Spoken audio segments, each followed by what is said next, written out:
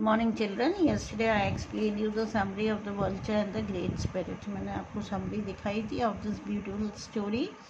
Okay, so today we are going to do the explanation कि किस तरह से vulture जो है great spirit के पास जाता है और great spirit से कई questions पूछता है और ये जानना चाहता है कि why he was created. Okay, यदि उसे fossils पर feed होना था यानी feed करना था, ठीक है, डेड बॉडीज़ को खाकर ज़िंदा रहना था, तो why did God create him. Okay, तो उसका क्या आंसर देते हैं God.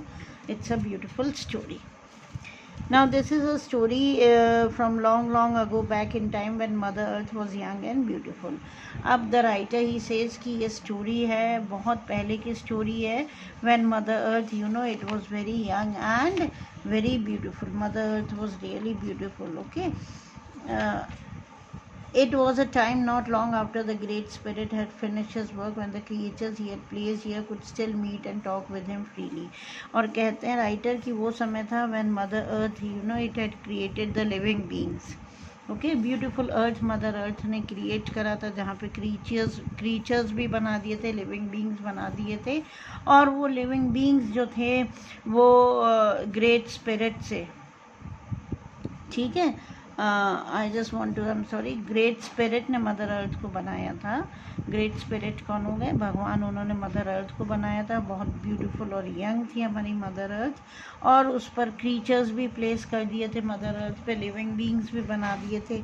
And this was the time कि when the creatures they could freely meet and talk to God. Okay, और उस समय वो समय था जब हमारा अर्थ एग्जिस्ट ही हुआ था और बहुत फ्रीली, है ना, गॉड से कांटेक्ट में रहते थे. Grandfather sun had been making his way across the blue sky for several hours. अब ग्रैंडफादर सन कौन हो गए? Sun he is considered as grandfather because he had been existing in this universe for millions and millions and millions of years. Okay, तो sun जो था he had been making his way, मतलब the sun was shining in the blue sky. It used to shine for several hours and the big black bird, अब बताया गया है vulture के बारे में, big black bird with the overly large, यानी overall बहुत लार्ज होती है, एंड मैनी थॉट अगली रेड हेड, ठीक है, और उसका जो हेड होता है वो अगली माना जाता है, रेड कलर का होता है. तो this bird big black bird sat high in a tree contemplating the events of the last few days. Now this black bird, जो vulture हम कह सकते हैं, it was sitting on a tree top पर बैठी हुई, and it was contemplating means the bird was lost in his own thoughts. अपनी सोचों में ये पक्षी खोया हुआ था, और जो भी events last few days से हो रहे थे, the bird was thinking about those events.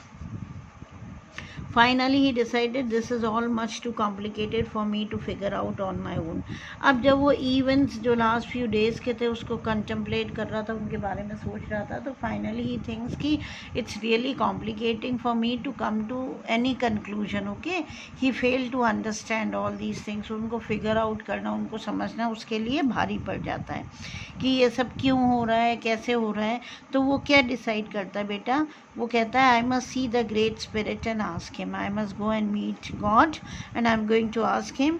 तो ये सोचकर stretching his huge powerful wings, अब आपको मालूम है बर्ड्स ऑफ प्रे जितनी भी होगी, ईगल, वल्चर्स वगैरह, they are very huge, they are very large. Okay, और जब आप अपनी पावरफुल विंग्स स्प्रेड करती हैं तो विंग स्पैन भी बहुत बड़ा होता है उनका. ओके, तो अपने ह्यूज पावरफुल विंग्स को स्प्रेड करता हुआ he सूप्ड.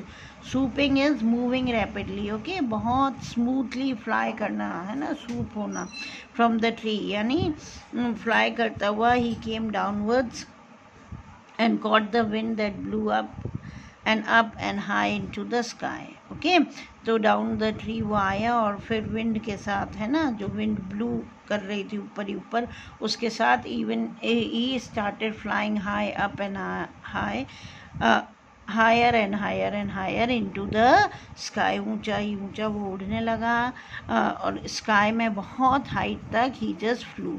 higher than even the great eagle had flown before. Now he flew so high that even the great eagle, he did not fly so high. Soon he came to the lodge of the great spirit. अब वो इतना high उड़ते उड़ते उड़ते उड़ते कहाँ पहुँच गया, जहाँ पर गॉड ड्वेल करते थे, ओके, जहाँ पर गॉड रहते थे, ठीक है, उनके लॉज पर पहुँच गया।